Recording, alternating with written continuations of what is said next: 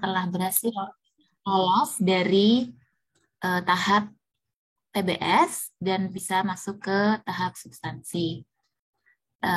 Baik, selama mungkin sekitar beberapa menit ke depan, saya akan menjadi interviewer dari Mas Muhammad Ishak. Nama saya Belisa. Sebelumnya saya mau konfirmasi dulu, Mas Ishak di sana sendiri ya Mas ya, tidak ada orang lain? Itu sendiri. Ya. Ya. Oh ya Mas, nanti di interviewnya nanti diminta ini mutar laptopnya 360 derajat ya Mas ya. Oke. Oke, mungkin langsung kita mulai saja ya Mas untuk interviewnya pada sore hari ini. Baik, bentar saya nyalakan dulu kamera. Ya, Mas Ishak, di sini saya lihat Mas Ishak ini sudah memiliki LOA untuk bidang untuk Prodi Manajemen dan Kebijakan Publik Universitas Gadjah Mada ya Mas ya. Betul. Oke, bisa dijelaskan Mas kenapa Mas Ishak memilih prodi tersebut? Apa urgensinya? Baik, terima kasih Ibu atas pertanyaannya. Ada beberapa alasan terkait kenapa akhirnya saya memutuskan untuk memilih manajemen dan kebijakan publik. Yang pertama, jumlah pegawai unit institusi saya itu sebanyak 900 orang.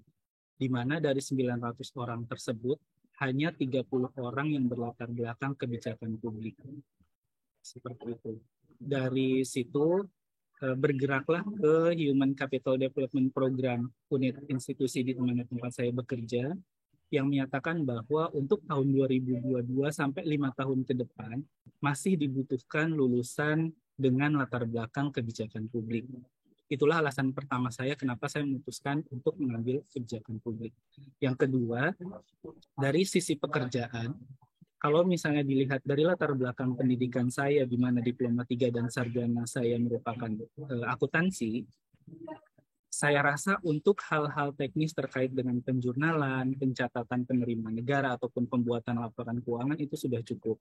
Namun sayangnya, pekerjaan yang saya tangani saat ini lebih banyak membahas terkait dengan isu-isu secara makro, di mana hal-hal terkait dengan kebijakan publik yang merumuskan kebijakan publik ataupun dampak dari kebijakan publik yang ada itu sangat dekat dengan pekerjaan saya yang ini. Terlebih saya tergabung dalam tim revisi peraturan Menteri Keuangan yang kemampuan untuk berpikir secara makro ataupun melihat aspek-aspek dan dampak-dampak dari suatu regulasi itu diperlukan.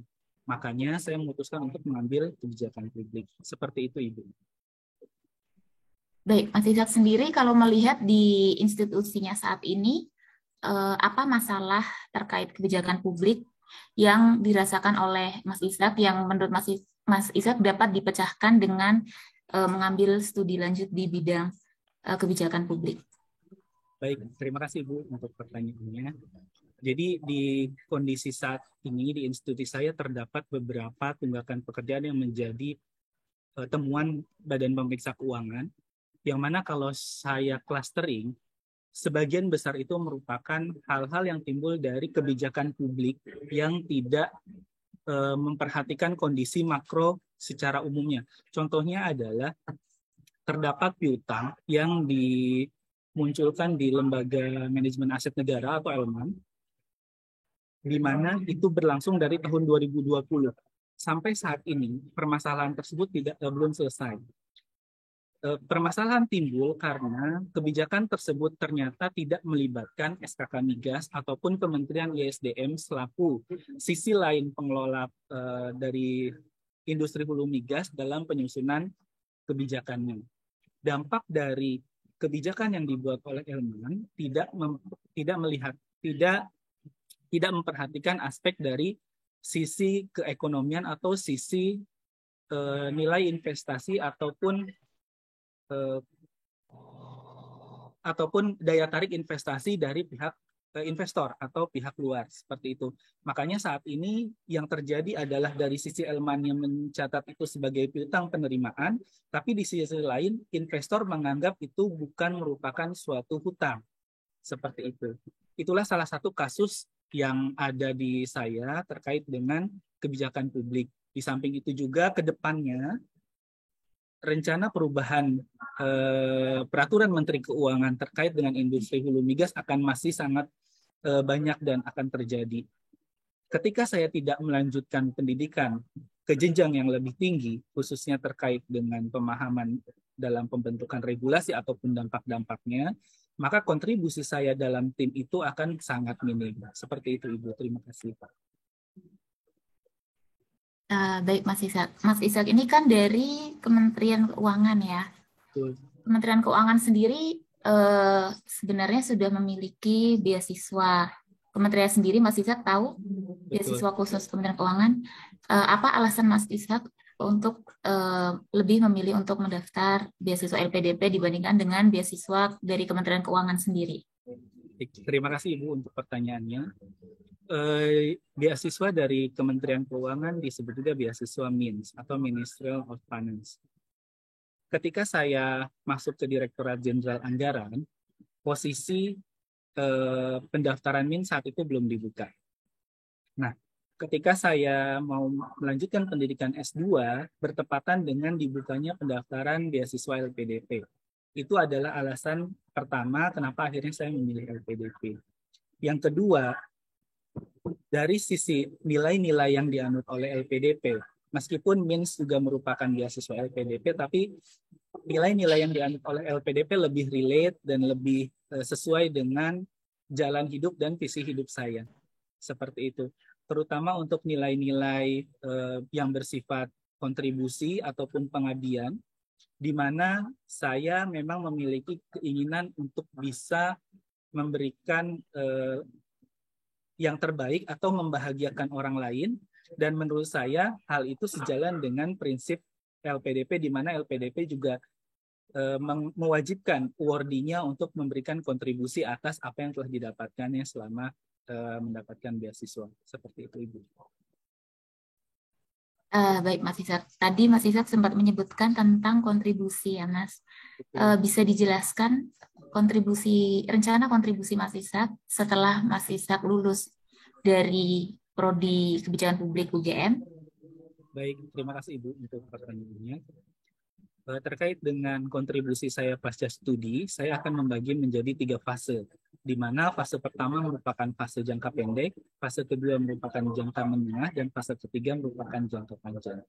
Untuk jangka pendek sendiri, setelah lulus dari Manajemen Kebijakan Publik UGM, saya akan bergabung dalam tim rancangan perubahan peraturan, baik itu rancangan peraturan pemerintah ataupun rancangan peraturan Menteri Keuangan, yang mana saya bisa berkontribusi memberikan apa yang saya dapatkan selama proses kuliah dalam pembentukan tim tersebut, seperti masukan hasil dari diskusi yang selama pendidikan saya dapat.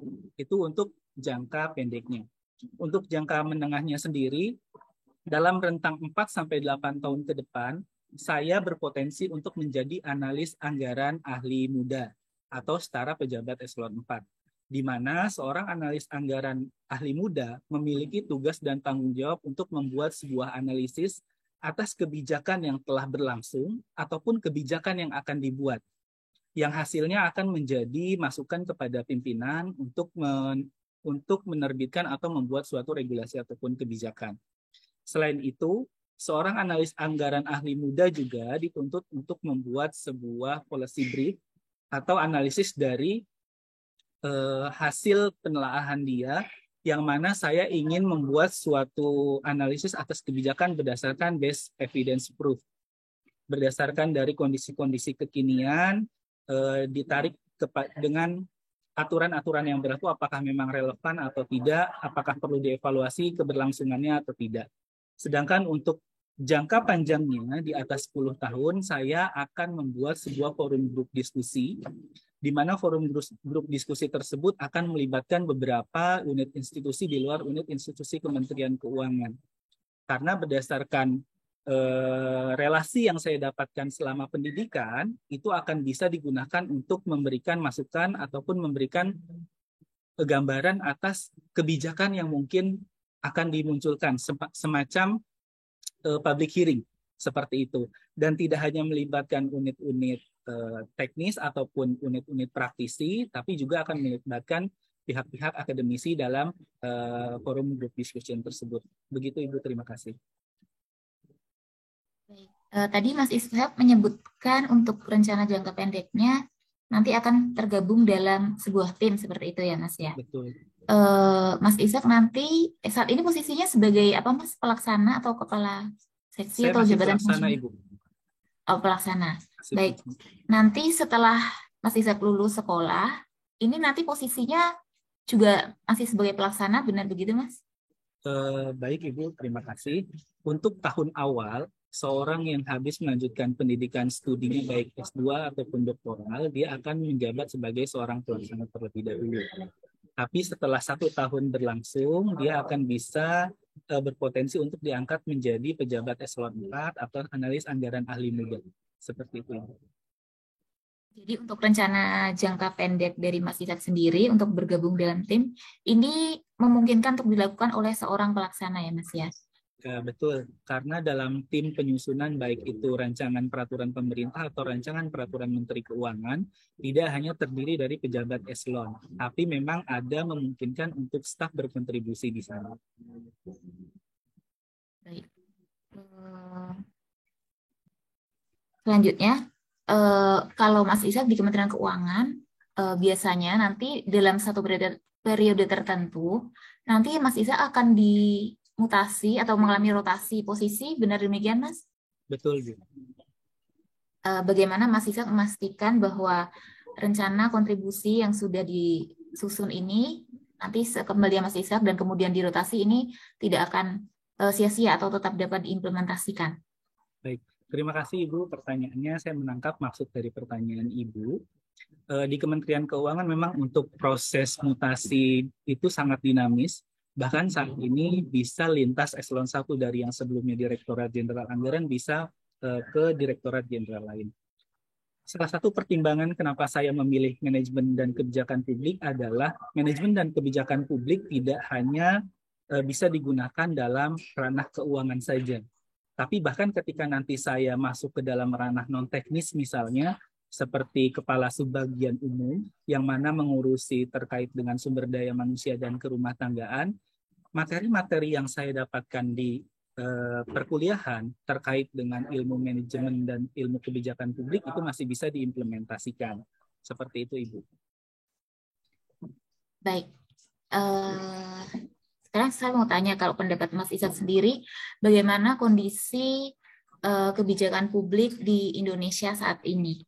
Dan pertanyaan kedua, kalau menurut Mas Ishak sendiri, dalam 5 tahun ke depan, bagaimana kondisi kebijakan publik di Indonesia dan apa peran Mas Ishak di dalamnya? Baik, terima kasih Ibu untuk pertanyaannya. Saya izin menjawab untuk pertanyaan pertama terlebih dahulu. Bagaimana kondisi kebijakan publik yang ada di Indonesia saat ini?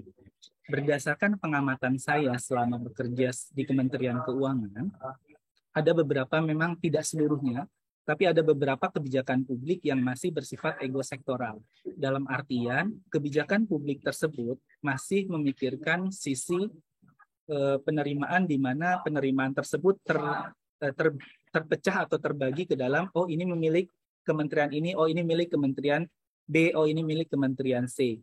Padahal dalam perjalanannya, peraturan pemerintah itu disebut sebagai peraturan pemerintah karena merupakan representasi dari satu pihak, yaitu pemerintah. Nah, beberapa masalah dari regulasi tadi, di mana masih memunculkan ego sektoral, itulah yang membuat saya ingin berkontribusi yang akan menjawab pertanyaan Ibu yang akan menjawab pertanyaan kedua Ibu tadi. Bagaimana kondisi kebijakan publik 5 tahun ke depan dan apa peran saya dalam kontribusi tersebut. Kalau saya lihat, dengan semakin berkembangnya anak-anak muda ataupun generasi milenial yang tertarik dalam sisi kebijakan publik, akan membuat kondisi pembuatan regulasi ataupun kebijakan-kebijakan publik dan dampaknya akan lebih baik. Seperti itu. Dampak-dampaknya akan mulai dimitigasi dan sinergi antara masing-masing pihak yang bisa menghilangkan ego sektoral tadi bisa terjadi. Seperti itu, Bu. Dan saya merupakan salah satu bagian dari generasi milenial yang akan membuat ego-ego sektoral tadi semakin memudar. Seperti Ibu, terima kasih. Oh ya, maaf Mas Ishak, tadi saya bisa dijelaskan lebih detail. Saya tadi belum menangkap bagaimana cara Mas Ishak mengurangi ego sektoral antar eselon atau antar unit. Baik, terima kasih Bu untuk pertanyaannya. Salah satu kelebihan saya adalah saya supel dan mudah bergaul dengan orang lain. Dengan kemampuan kelebihan ini, saya bisa bekerja sama dengan unit eselon 1 yang lain ataupun kementerian dan lembaga yang lain di luar Kementerian Keuangan. Dari sini, dengan tujuan jangka pendek dan jangka panjang saya yang nanti akan terbentuklah sebuah FGD di mana melibatkan beberapa pihak, hal itu dalam FGD tersebutlah maka akan tercipta sinergisitas antara masing-masing unit kerja ataupun kementerian lembaga tersebut. Sehingga ego-ego sektoral tadi bisa diselesaikan di sana, yang mana tujuannya pasti sama. Tujuannya adalah keberlangsungan pemerintah dan keutamaan yang diusung adalah keutamaan dari pemerintah tersebut. Dari FGD itulah peran saya dalam menghilangkan ego-ego sektoral tadi, Bu. Terima kasih. Baik, Mas Ishak. Ini kan Mas Ishak memilih prodi kebijakan publik di UGM. Kenapa? Apa alasan Mas Ishak memilih prodi di universitas tersebut? Dan kenapa Mas Ishak tidak mencoba untuk mendaftar misalnya di luar negeri seperti itu, yang mungkin kita bisa belajar kebijakan publik yang lebih maju sistemnya atau lebih baik seperti itu. Kenapa memilih di UGM, di dalam negeri? Baik, terima kasih Bu atas pertanyaannya. Yang pertama, saya mencoba menjawab kenapa saya mengambil manajemen dan kebijakan publik di UGM. Berdasarkan list dari universitas yang diterbitkan oleh LPDP, untuk kebijakan publik hanya ada di 4 universitas di Indonesia. Dan salah satunya adalah Universitas Gadjah Mada. Kenapa kemudian saya mantap untuk memilih Universitas Gadjah Mada? Alasan yang pertama adalah di universitas dari sisi pengajarnya. Di Universitas Gadjah Mada terdapat salah satu profesor bernama Profesor Wahyudi Kumorotomo, di mana beliau merupakan profesor yang memiliki latar belakang selain kebijakan publik, juga memiliki latar belakang terkait dengan anggaran publik dan keuangan publik. Yang menurut saya itu sangat relevan dengan bidang saya saat ini dan bidang saya ke depannya. Seperti itu. Saya juga sudah menghubungi Profesor Wahyudi terkait dengan rencana penelitian saya ke depannya, namun sampai dengan pelaksanaan interview sekarang, Profesor Wahyudi belum memberikan balasan. Yang kedua dari sisi kurikulum. Kurikulum yang ditawarkan oleh MKP UGM menurut saya tidak hanya mendukung secara teoritis. Dari sisi ilmu kepublikan, ilmu manajemen ataupun teori kepublikan, MKP UGM juga menawarkan yang namanya tools life skill, di mana terdapat sebuah lab yang mahasiswanya akan dibantu untuk melakukan sebuah analisis atas kebijakan publik, yang hasilnya nanti bisa berupa tulisan ilmiah ataupun policy brief. Di samping itu juga MKP UGM memberikan tools berupa pratesis dan progres tesis, di mana menurut saya itu akan membantu saya menyelesaikan pendidikan tepat waktu. Lalu alasan yang ketiga kenapa saya memilih MKP UGM, karena sebagaimana kita tahu UGM yang terletak di Yogyakarta merupakan negara dengan literasi tertinggi kota dengan literasi tertinggi di Indonesia, yang mana itu akan sangat memberikan energi positif kepada saya untuk lebih banyak belajar, untuk lebih banyak membaca, dan bisa menyelesaikan studi saya tepat waktu. Lalu alasan berikutnya, sebagaimana pertanyaan Ibu, kenapa kok tidak ambil pendidikan di luar negeri, kenapa kok harus dalam negeri? Alasan yang pertama adalah, yang saya akan ambil adalah manajemen dan kebijakan publik. Yang memang masalah realnya sekarang adalah masalah yang cikal bakalnya tadi salah satunya merupakan temuan Badan Pemeriksa Keuangan. Yang menurut saya akan lebih tepat ketika saya belajar ke orang-orang yang paham dengan karakteristik Indonesia. Ketika orang-orang tersebut paham dengan karakteristik dan masalah Indonesia, maka solusi-solusi yang ditawarkan juga akan lebih praktis, akan lebih implementatif jika dibandingkan dengan kebijakan publik yang akan saya dapatkan di luar negeri yang mungkin lebih bersifat global daripada yang ada di dalam negeri. Tapi tidak menutup kemungkinan saya juga akan mempertimbangkan ilmu-ilmu yang ada di luar negeri. Seperti itu. Terima kasih. Baik, kalau untuk jumlah SKS dan mata kuliahnya sendiri, apa yang akan dipelajari nantinya di sana, Mas Izak sudah tahu, Mas? Apa saja yang akan dipelajari? Baik, sudah Ibu. Untuk semester pertama, saya akan mempelajari 5 mata kuliah. Yang pertama itu adalah kepublikan, yang kedua itu adalah teori manajemen, yang ketiga itu adalah teori kepublikan, lalu ada metode penelitian, metode penelitian kualitatif, dan metode penelitian kuantitatif. Lalu di semester berikutnya akan diarahkan untuk ke pemantapan atau pendalaman materi atau bisa disebut dengan spesialisasi. Yang mana saya akan memilih pemantapan di bidang kebijakan publik, bukan untuk manajemen publiknya. Seperti itu, Ibu.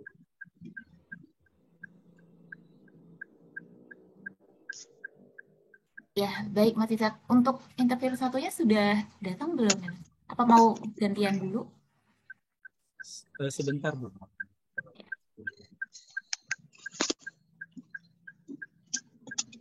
Mas Edi, udah aja belum ya Mas Edi?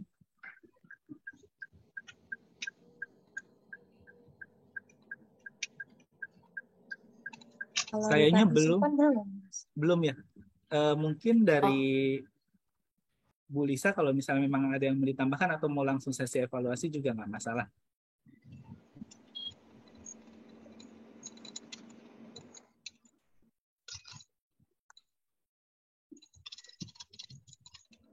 Baik, mungkin satu pertanyaan terakhir dari saya ya Mas, terkait akademiknya tadi.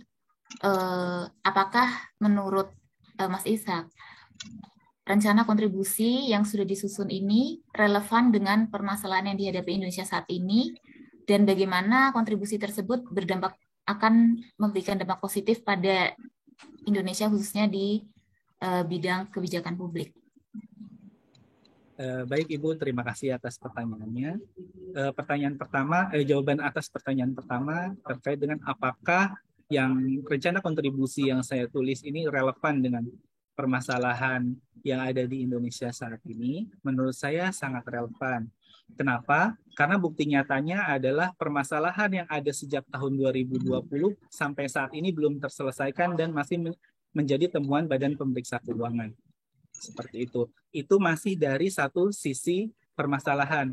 Kita masih belum tahu permasalahan-permasalahan lain yang ada. Tapi kalau misalnya lihat dari laporan pemeriksaan Badan Pemeriksa Keuangan, maka masalah-masalah sejenis terkait yang muaranya adalah di peraturan atau regulasi publik itu ada terjadi beberapa.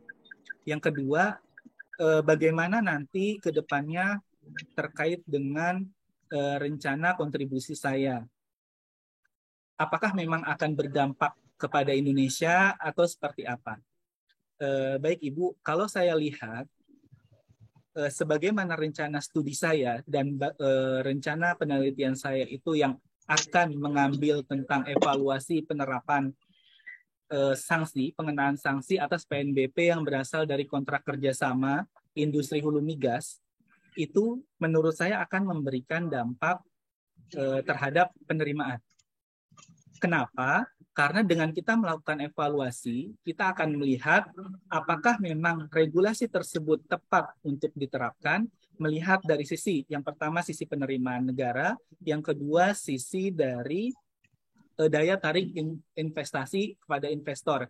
Kita tidak bisa melihat dari satu sisi saja, apakah penerimaannya naik ataukah daya investor yang naik, seperti itu. Tapi memang kita harus melihat secara makro dari evaluasi tersebut mana yang akan kita pilih. Apakah memang kita ingin meningkatkan sisi penerimaannya atau kita akan mungkin penerimaannya akan sedikit berkurang, tapi di sisi lain penerimaan dari daya tarik investasi akan meningkat. Seperti itu, Ibu. Karena permasalahan yang terjadi saat ini adalah investor merasa sanksi tersebut sudah merupakan sanksi. Kenapa kok harus diterbitkan lagi sanksi dari peraturan undang-undang PNBP? Seperti itu, Bu. Terima kasih. Mungkin satu pertanyaan terakhir ya Mas ya. Baik, Ibu. Maaf nih, nambah satu lagi. Nanti kalau misalnya Mas Ishak sudah mendapatkan kesempatan untuk melanjutkan studi di Magister Perencanaan dan Kebijakan Publik UGM, dan kemudian ternyata apa yang diterima, materi yang diterima oleh Mas Ishak ini tidak sesuai dengan kebutuhan atau ekspektasi dari Mas Ishak, apa yang Mas Ishak akan lakukan? Baik, terima kasih Ibu untuk pertanyaannya. Memang rencana studi dan rencana pasca studi sudah saya susun. Namun seiring berjalannya waktu dengan materi-materi baru yang saya dapatkan, ditambah lagi dengan diskusi dan saran masukan dari dosen pembimbing, pastinya akan mengalami perubahan. Proses dinamisasi tersebut tetap akan saya terima sebagai sebuah masukan dan akan saya lihat apakah memang ke depannya rencana studi awal yang saya susun itu masih relevan dengan kebutuhan Indonesia atau tidak. Dengan catatan memang sudah mendapatkan saran dan masukan dari dosen pembimbing ataupun ilmu-ilmu yang saya dapatkan selama pendidikan. Ketika memang dirasa agak harus bergeser, maka saya tidak menutup kemungkinan untuk melakukan sedikit perubahan atas rencana studi tadi. Tapi dengan catatan bahwa memang ujung dari rencana studi itu adalah perbaikan kepada Indonesia dan kontribusi yang lebih baik dalam hal sisi regulasinya. Terima kasih, Bu. Terima kasih Mas Ishak. Mungkin kalau pertanyaan dari saya cukup sampai di situ. Mungkin ini bisa, apakah akan dilanjutkan dengan sesi dari interviewer lain atau dari interviewer psikolog, atau saya langsung memberikan feedback? Untuk yang psikolognya kebetulan sudah hadir, cuman beliau kan baru pertama kali ini untuk interaksi terkait dengan LPDP, Kak. Jadi mungkin aku tanyakan dulu ke yang bersangkutan ya, apakah memang ada hal-hal yang mau ditanyakan atau nanti balik ke Kalisa lagi. Ya. Mas Desur, sorry.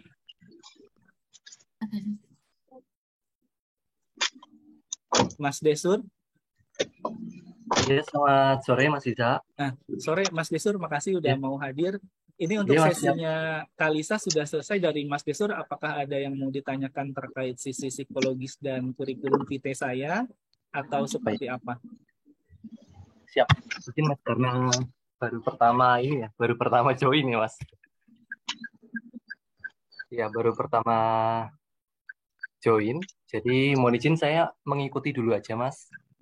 Begitu, kebetulan juga kemarin Mas Isa kemarin sudah mengirimkan beberapa poin ya Mas, beberapa poin yang bisa digali begitu, dan mungkin bisa Mas, bisa aku pelajarin dulu untuk menjadi bahan untuk yang di tanggal 20 ya Mas, terjadwal di tanggal 20 ya, betul ya Mas? Betul. Oke. Ya. Terima kasih Mas Desur. Kalisa mungkin Mas. Seperti itu dari Kalisa, atau ada yang mau ditanyakan terkait sisi psikologis ataupun personal aku mungkin Kak? Sebentar ya Mas ya. Mungkin saya ingat-ingat dulu waktu itu saya ditanyainnya apa ya. Baik. Okay. Ya, atau mohon izin Mas Isa, Mbak Lisa, mungkin boleh share Mbak terkait pertanyaan psikolog yang pernah dihadapi kemarin. Itu mungkin berkaitan dengan apa saja nih Mbak? Biar bisa aku note nih beberapa pertanyaannya gitu Mbak. Kalau boleh sih. Terima kasih. Oh ya, mungkin kalau misalnya saya cerita pertanyaan apa saja, mungkin kan sebenarnya itu nggak boleh gitu kan Mas. Kalau saya share secara persis apa, tapi gambaran besarnya sebenarnya sudah banyak yang share di YouTube juga ya. Kemudian di MOOC juga banyak yang sudah share. Jadi ada beberapa seperti bagaimana kalau misalnya kamu tidak diterima seperti itu. Kemudian nanti dari situ psikolognya biasanya akan mengembangkan pertanyaan seperti itu. Misalnya nanti mungkin saya kasih contoh, mungkin saya akan menenangkan diri dulu selama seminggu. Nanti psikolognya bisa bertanya kayak, kenapa kok seminggu? Kenapa nggak 5 hari? Kenapa nggak lebih dari itu? Seperti itu. Jadi pertanyaan itu memang pengembangan dari jawaban-jawaban kita seperti itu, Mas. Kalau yang dari sisi psikologi, kalau saya sendiri, mungkin ini sambil evaluasi juga kali ya, Mas Ishak. Boleh. Yang tadi ya. Siap. Jadi kalau menurut saya sendiri, kalau dari sisi akademiknya sendiri, menurut saya Mas Ishak sudah cukup matang seperti itu. Hanya saja untuk nanti alasan-alasan untuk alasan memilih LPDP atau alasan memilih prodi, alasan memilih kampus itu selalu alasan yang pertama itu yang dikedepankan tuh alasan-alasan yang objek yang argumentasinya itu objektif bukan subjektif gitu ya Mas ya. Jadi ya benar tadi seperti karena di situ ada dosen ini yang penelitiannya ini, kemudian saya punya relasi dengan ini yang berhubungan sama penelitian saya atau permasalahan yang saya miliki. Nah, itu kan udah spesifik banget ya. Barulah nanti alasan-alasan terakhir banget gitu, kalaupun waktunya belum kelamaan ya Mas ya, barulah nanti jawaban yang bobotnya itu subjektif gitu, seperti ini adalah kota budaya atau kota pendidikan, kota apa, itu ya benar yang paling terakhir-terakhir aja lah, karena itu subjektif kan sifatnya, seperti itu. Seperti tadi contohnya alasan memilih LPDP juga kalau bisa sih mungkin alasan yang pertama tadi kan karena kenapa nggak milih Miniso itu tadi ini ya Mas ya, karena Miniso waktu itu kebetulan sudah tidak buka pendaftarannya. Mungkin tuh bisa alasan yang terakhir aja gitu. Mungkin alasan pertamanya lebih kuat ke ya nilainya LPDP, atau misalnya LPDP itu kan memberikan fleksibilitas lebih ya dibanding beasiswa lain dalam hal jurusan, kampus, negara. Karena kalau beasiswa lain seperti mungkin kalau kita tahu Erasmus Mundus atau Chevening, Fulbright itu kan sudah negaranya sudah pasti, kemudian jurusan-jurusan tertentu saja gitu. Kalau LPDP kan jauh lebih fleksibel dalam hal itu. Itu bisa jadi nilai plus, kemudian mungkin bisa dikembangkan dari situ juga, misalnya karena dia itu fleksibel, jadi alumninya itu sangat beragam dari sisi prodinya. Jadi kemungkinan untuk kita berkoneksi dalam berbagai bidang itu semakin terbuka luas seperti itu. Mungkin bisa begitu salah satunya yang jadi alasan-alasan utamanya. Kemudian, khusus untuk Mas Ishak ini kan Mas Ishak ini mendaftar melalui jalur targeted ya. Jadi kalau targeted sih, menurut pengalaman beberapa teman, pengalaman saya juga, itu kalau misalnya sudah jelas, misalnya akademiknya sudah jelas, misalnya saya sudah jelas, nggak terlalu dikulik di sisi itu kebanyakan. Yang kemarin sih nggak begitu dikulik dari sisi itu, tapi malah lebih banyak di sisi psikologis seperti itu Mas, atau dari sisi kesiapannya. Misalnya nanti Mas Ishak nanti bawa keluarga atau enggak, seperti itu. Nanti kalau nggak bawa, nanti gimana cara mengatasinya kalau misalnya ada sesuatu terjadi dengan keluarganya, atau gimana caranya untuk menjaga komunikasi, seperti itu sih Mas. Kebanyakan pertanyaannya, jadi lebih dilihat kesiapannya gitu sih Mas. Kalau pengalaman dari teman-teman dan juga saya yang kemarin. Kemudian kalau menurut saya sendiri pertanyaan-pertanyaannya interviewer itu banyak yang nggak to the point kayak tadi saya itu Mas. Jadi mereka akan muter cerita banyak hal seperti itu, baru nanti ujungnya mereka nanya, atau kebalikannya, mereka ada indikasi nanya ke arah situ, tapi mereka muter-muter dulu. Jadi kadang saya sampai hampir lupa gitu, kayak ini tadi awalnya nanya tentang apa ya, kayak gitu, karena dia udah ngomong banyak banget gitu. Nah, itu nanti mungkin bisa disiapkan juga gitu Mas, kayak ini inti pertanyaannya apa ya gitu, jangan sampai kita ngikutin interviewernya ngomong panjang lebar sampai kita lupa inti pertanyaannya itu apa gitu. Jadi tetap fokus gitu ya Mas ya. Itu untuk interviewernya. Kemudian kalau yang kemarin tahap 1 kemarin sih interviewernya kebanyakan, kalau saya lihat dari review teman-teman juga, saya juga hampir udah nggak ada yang jutek atau antagonis gitu sih Mas. Semuanya itu ramah banget, malah semuanya tuh ramah banget, malah sampai bingung juga kayak wah ini sebenarnya mereka kenapa ya kok semuanya ramah banget gitu. Apa ini kayak jebakan atau apa gitu, nggak tahu juga sih. Tapi iya pokoknya tahap satu kemarin itu kayak 90% tuh yang sudah di interview tuh bilangnya interviewer semuanya itu baik dan ramah. Jadi kita malah nggak tahu gitu kurangnya di mana, karena semua jawaban kita tuh benar-benar kayak oh ya gitu, senyum gitu. Kayak gitu-gitu sih Mas. Terus oh ya, nanti coba ya Mas untuk jawaban-jawabannya diusahakan jangan jangan lebih dari 2 menit seperti itu. Kalau bisa jangan terlalu lama, kalau bisa langsung intinya dulu, baru nanti latar belakangnya kalau sempat gitu ya Mas. Soalnya kadang ada interviewer yang kalau menurut dia kelamaan langsung dia ganti pertanyaan gitu di tahap kemarin itu. Jadi ya usahain jawabannya jangan terlalu panjang dan langsung ke intinya dulu seperti itu. Apalagi ya?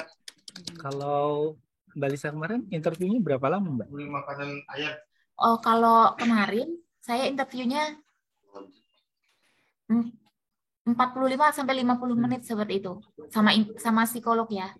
Sama psikolognya seperti itu. Kemudian untuk pakai bahasanya saya 50-50 Mas. Jadi di awal itu pakai bahasa, tapi ini LN ya Mas ya. Saya kurang tahu yang DN karena sebenarnya itu sangat sangat random sih Mas. Soalnya teman saya yang DN juga ada yang pakai bahasa Inggris gitu. Kebanyakan sih bahasa Indonesia, tapi tetap ada yang full English, makanya tetap disiapin ya Mas walaupun tujuannya dalam negeri gitu. Itu. Atau ada lagi yang mau ditanyain Mas? Kalau dari saya sebenarnya itu sih Mas. Jangan lupa nanti kan Masnya kembali tetap sebagai staff. Jadi jangan lupa rencana kontribusinya harus yang bisa dilakukan sebagai seorang staff. Karena ya waktu itu juga ada pertanyaan seperti itu. Tapi sekali lagi Mas, pertanyaan itu nggak to the point. Jadi kayak tersirat gitu. Jadi kadang kita harus nebak sendiri ini inti pertanyaannya apa ya gitu. Gitu. Karena kalau pengalaman saya sendiri setelah wawancara saya ngerasa ada yang jawaban saya itu setelah saya pikir-pikir nggak nyambung gitu dengan pertanyaannya. Karena pertanyaannya nggak to the point gitu Mas. Kayak tersirat gitu. Cerita-cerita juga ya berarti wawancaranya. Iya, banyak ceritanya deh. Banyak ceritanya. Gitu. Nanti yang interview tuh 3 orang. Sebenarnya ada 4 orang. Satunya orang LPDP, tapi dia nggak nyalain kamera Mas. Tapi dia dengerin sih itu. Ya. Tapi dia nggak nanya apapun. Gitu. Kalau untuk yang nilai, tapi dari 3 itu apa termasuk yang dari LPDP juga Mbak? Itu nggak didiskus sih Mas kayak gitu. Cuma pokoknya pas masuk itu ada 4 orang aja, tapi satu yang nggak nyalain kamera gitu. Sebenarnya cuma LPDP. Gitu sih Mas. Ada lagi Mas yang mau ditanyakan sih? Kalau dari aku sih cukup ya. Tadi masukannya juga udah aku catat sih Mbak. Ya pokoknya intinya gitulah Mas. Kalau target itu kalau udah cukup jelas, nanti lebih banyak ke kesiapannya gitu. Terus Mbak Lisa ya kemarin targeted juga. Iya. Aku baru tuh kalau dari Pusdika Keuangan Umum ternyata ya. Ini saya bukan Pusdika. Oh bukan. Saya dari DJKN Mas. Oh. Iya, ini kayaknya karena saya habis diklat Mas, makanya saya pakai ini virtual background ini sebenarnya bukan dari BPPK. Iya gitu Mas. Oke. Dari aku cukup sih Mbak Lisa. Oh ya baik. Kalau dari saya udah sih Mas itu tadi. Itu aja ya berarti ya. Iya. Kalau dari segi akademiknya sudah cukup, menurut saya sudah siap. Mungkin ada yang bertanya ini untuk topik disertasi dikupas banget nggak ya? Jadi gini, kalau dari saya sendiri, jadi pengalaman tiap orang itu beda-beda. Kalau di saya itu sama sekali nggak ditanyakan. sama saya nggak ditanyakan tentang disertasi. Cuma pengalaman dari teman-teman yang saya baca waktu itu, yang saya dengar, ada yang sampai ditanyain tentang riwayat penelitian dia, terus rencana penelitian dia, sampai masalah apa ya, metodologi dia juga ditanya. Itu kayaknya kebetulan yang interviewernya itu kayak dosen gitu.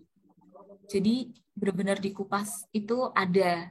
Cuma kebetulan kalau saya itu sepertinya lebih ke praktisi, jadi nggak begitu ditanyain. Ada juga yang dia daftar non LOA, kemudian saat wawancara itu dia sudah dapat LOA. Nah, ada beberapa yang diminta mengunggah LOA-nya di chat Zoom-nya. Nah, kalau di kasus saya sama sekali nggak ditanyain, meskipun saya bilang, oh ya saya baru saja mendapatkan LOA seperti itu. Tapi mereka kayak nggak mempedulikan itu gitu. Pokoknya beda-beda sih. Jadi intinya memang disiapin saja semua kemungkinan itu. Mbak Lisa, aku nanya boleh? Iya ya, gimana? Nah, kemarin masuknya berarti ke rumpun ilmu terapan, Mbak Lisa ini. Waduh, saya Atau lupa ya. atau yang publik? Lupa sih. Public administration ya Mas? Public Berarti administration. PUB ya, yang untuk rumpunnya ya? Iya kayaknya iya deh, bukan ilmu terapan soalnya saya seingat saya kalau kemarin saya. Nah, yang mau aku tanyakan untuk yang sama-sama publik juga, itu interviewernya sama. Jadi kemarin kelompok interviewnya itu disusunnya tuh kayaknya ya Mas, itu yang serumpun sih. Emang yang serumpun gitu. Tapi kayak banyak irisannya gitu loh Mas. Misalnya kalau saya itu kan manajemen publik tapi ada digitalnya. Nah itu pas saya lihat di kelompok saya itu ada beberapa yang memang dia ngambil tentang data science kayak gitu-gitu. Jadi sepertinya nanti interviewernya itu akan apa ya? Mungkin kebanyakan beririsan gitu, beririsan dikit-dikit gitu, bukan yang benar-benar semuanya satu bidang itu kayaknya enggak sih Mas. Ya nanti Mas Isa bisa bakal tahu sih karena nanti dari pertanyaannya pasti kelihatan sih Mas nanti ini orangnya emang tahu bidang ini cuma tahu kulit-kulitnya kayak gitu. Kayak gitu Mas. Kayaknya dikit deh yang sebidang interviewernya. Banyak kan cuma beririsan aja gitu sama bidangnya. Berarti kan ada kemungkinan misalnya aku ilmu terapan, terus temen aku Novri misal ilmu terapan juga, bisa jadi memang interviewernya sama ya Mbak ya? Dia terapannya bidang apa dulu nih Mas? Science management. Science management. Kalau kemarin saya enggak itu sih Mas. Oh, Kayaknya enggak. kalau agak jauh gitu kayaknya jarang sih Mas. Ada sih yang kayak gitu, tapi kalau saya lihat agak jarang ya yang kalau benar-benar beda banget gitu. Cuma yang ya beririsan tipis-tipis gitu lah Mas. Itu satu kelompok gitu. Gitu Mas. Baik. Dari teman-teman ada lagi?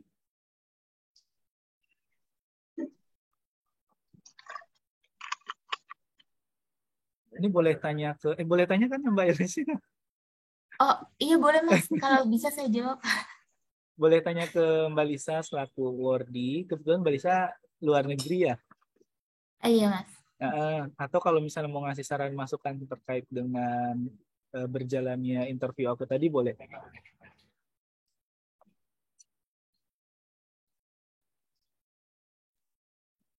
Oh iya Mas Ilak, ini tuh dari grup, ini teman-teman ini dari grup Discord kah? Atau dari mana? Jadi bermula dari Telegram LPDP dalam negeri, Mbak. Kan ini rata-rata awalnya yang punya LOA dulu ya. Jadi sambil nunggu pengumuman, kan kami rentangnya waktunya lama tuh, udah gitu nggak ikut tes bakat skolastik kan.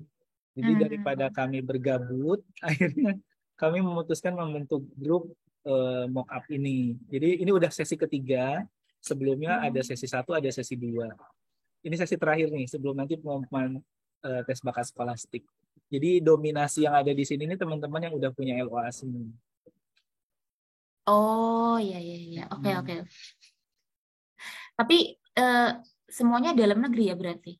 Ada rata-rata sih dalam negeri, ada yang luar negeri tapi sedikit. Oh gitu. Oh iya ini ada yang nanya juga. Kak berarti meskipun rumpunnya sama, misalnya ilmu terapan, tapi prodi yang tujuh beda, akankah interviewernya sama ataukah berbeda. Jadi sebenarnya kalau untuk bagaimana pengelompokan interviewer sendiri itu nggak pernah didisclose sama LPDP. Kita cuma menduga-duga saja karena waktu itu setelah dapat jadwal interview, kita bikin database sendiri untuk kelompok misal 47 gitu. Itu kita jurusan apa, tanggal berapa. Nah, setelah dari situ kita cuma menganalisis sendiri kayak ternyata kita beririsan ya ini kayak kebijakan publik, ada manajemen publik, pokoknya yang publik-publik, terus ada yang data gitu. Jadi ya kita cuma menduga-duga sih. Kalau dari kepastiannya sendiri tentang pengelompokan interviewer, kita nggak pernah ada disclosure dari LPDP sendiri sih ini. Kak, yang tadi misalnya kelompok 47 itu, berarti satu kelompok itu interviewernya sama? Jadi gini, kalau misal kalau 47 itu nanti di tanggal yang berbeda itu interviewer beda lagi. Iya, jadi benar-benar cukup ngacak. Jadi kita juga nggak tahu sih itu. Kita cuma menduga-duga aja gitu. Luar negeri dan dalam negerinya juga dicampur ya berarti ya? Iya, campur. Kak mau tanya, terus tujuannya dibentuknya kelompok itu untuk apa ya, Kak? Kalau kelompok sendiri, kalau dari sisi interview sendiri sebenarnya begitu ngaruh ya, Mbak ya. Karena kan yang penting kita dapat jadwal, dapat tanggal. Itu mungkin lebih ke dari sisi LPDP-nya sendiri ya, gitu pembagiannya gitu. Kita sejujurnya nggak begitu ngaruh gitu. Kita sendiri yang waktu itu ada yang inisiatif bikin database per kelompok gitu, per tanggal. Gitu sih Mbak. Oke Mbak, makasih ya jawabannya. Iya, sama. Lisa izin tanya Kak. Iya. Kan kemarin itu juga ada ya awardee yang bilang kalau interviewernya itu nggak pakai nama gitu. Kayak misalnya cuma inisial aja gitu. Kalau pasnya Kak Lisa kemarin interview, itu gimana Kak? Emang ada namanya atau dianonimkan beneran? Oh, kalau saya nggak di anonim. Jadi ada nama pendeknya gitu. Ya, tapi nggak ada kayak kita nggak tahu itu dari mana akademisi gitu nggak tahu ya Kak, nggak ada dikasih tahu. Oh ya, memang kalau itu nggak dikasih tahu sih. Kita cuma nebak aja orang ini nanya tentang psikolog terus pasti psikolog gitu. Kayak gitu. Kalau namanya Agus repot juga nyarinya ya Kak. Iya Mas, pokoknya kalau di saya tuh ada kok namanya tapi nama panggilan gitu di layarnya itu. Gitu. Baik, teman-teman ada lagi? Boleh nanya Mbak Lisa? Oh ya, silakan Mas Ulil. Kemarin itu ada nggak jawaban Mbak Lisa itu sebagai jawaban kunci itu supaya keterima? Jawaban kunci supaya keterima. Jawaban pamungkas itu. Jawaban pamungkas. Apa ya Mas? Ya jujur nggak tahu juga sih Mas. Soalnya kan kita cuma dapat pengumuman lulus atau nggak lulus ya Mas. Jadi kita benar-benar kalaupun kita tanya nilai kita berapa gitu kan cuma dikasih tahu nanti nilai Anda segini, passing grade segini, dinyatakan lulus karena di atas passing grade dan direkomendasikan wawancara seperti itu.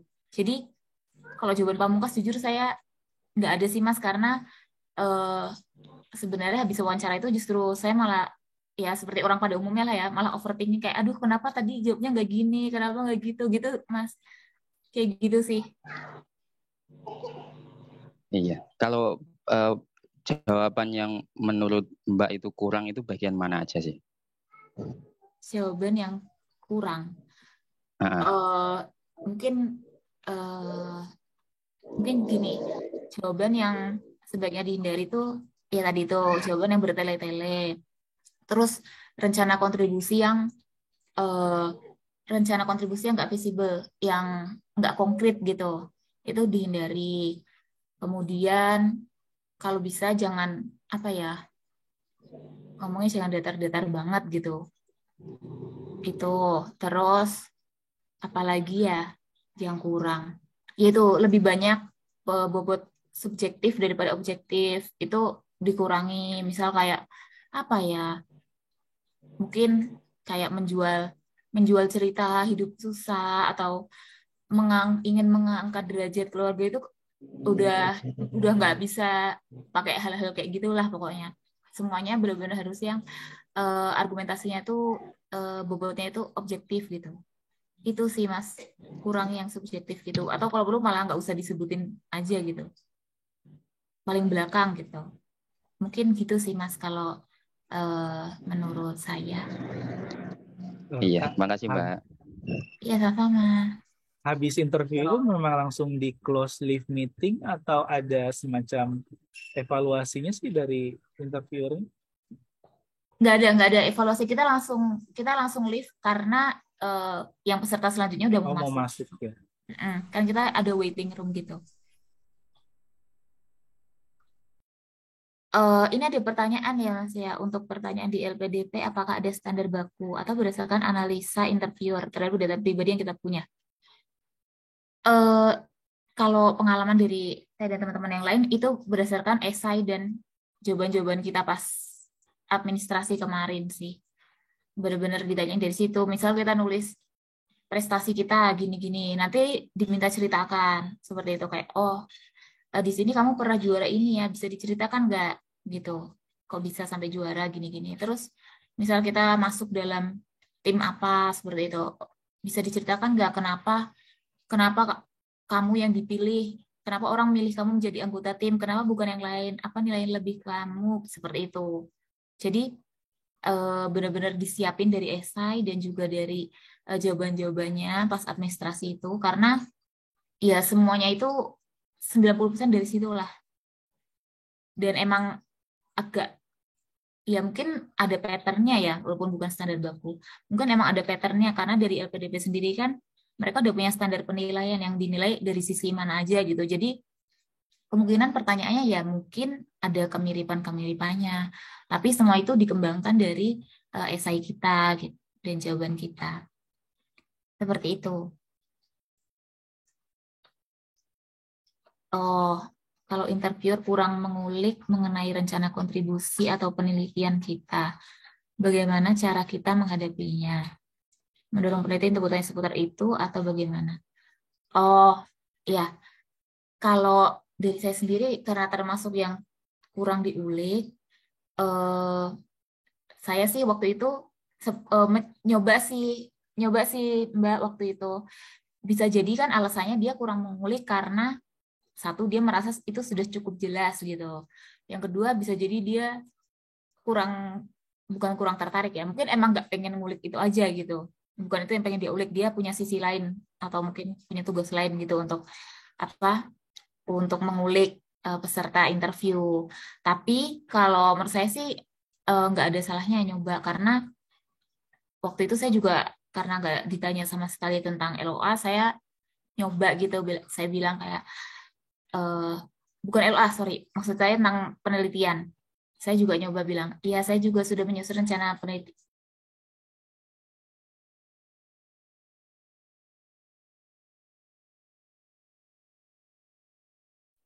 Lalu?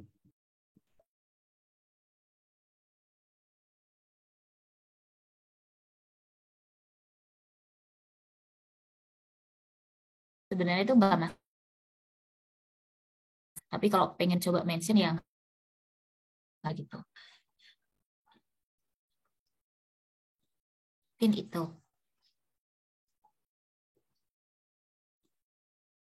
Pengalaman organisasi dan prestasi. Perlu disiapkan bukti pendukungnya. Sebagian besar kemarin itu nggak ada sih yang diminta untuk menyiapkan buktinya. Biasanya mereka akan tanya langsung, suruh kita cerita gitu. Nanti kalau dari kita cerita kan, mungkin dari psikolognya bisa tahu ya, kalau itu berarti emang benar pengalaman organisasi dan prestasi kita tuh berarti emang benar.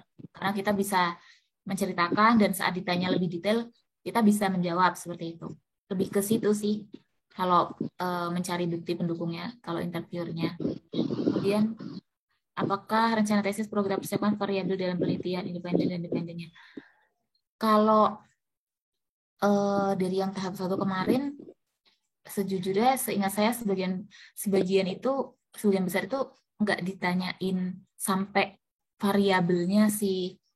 Paling ada metodologi atau ya cuma nanya nanti respondennya siapa kayak gitu, tapi nggak yang sampai terlalu teknis gitu sih. Cuma kan kita nggak tahu ya, mungkin LPDP kan sekali lagi tergantung ya, setiap tahap itu bisa berubah, kemudian juga tergantung latar belakang interviewernya. Kalau misalnya dia merasa penelitian kita menarik, mungkin dia pengen kulik lebih dalam seperti itu. Ya jadi nggak ada salahnya juga disiapin, walaupun mungkin dari pengalaman sebelumnya memang belum ada yang ditanya sampai sedetail itu gitu.